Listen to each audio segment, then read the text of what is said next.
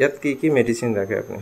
আপনি ধৰ মই যোনখিনি ধৰ চৰকাৰী সাপ্লাই আছে না সেইবিলাক মই সব দি দিওঁ। যোনটো ইমাৰ্জেঞ্চি ধৰ কেতিয়াবা ব্লিডিং বন্ধ হোৱা, কেতিয়াবা ধৰ সেইবিলাক লাগে, এণ্টি হাইপাৰটেনশ্যন কেতিয়াবা ধৰ নাথাকিলে, বুজি পাইছে নে? সেইবিলাক এটা দুটা ইনজেকশ্যন মই ৰাখি লওঁ, বুজি পাইছে নে?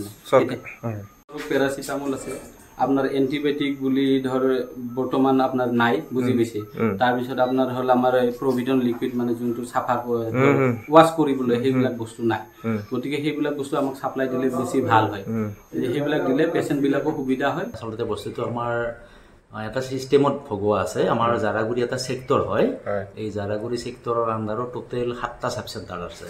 এই 7টা সাব সেন্টাৰৰ ভিতৰত আমাৰ ডাউগুৰি HWC বুলি কয় আজিকালি, হেল্থ এণ্ড ৱেলনেছ চেণ্টাৰ। ডাউগুৰি HWC মোৰ আন্ডাৰতে হয়, জাৰাগুৰি আন্ডাৰত। তাতে কোন আছে এতিয়া কৰ্মৰত?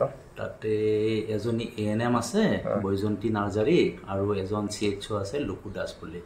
আচ্ছা, মহিলা প্ৰসূতি বা শিশুৰ কিবা ঘটনা ঘটিছে নেকি?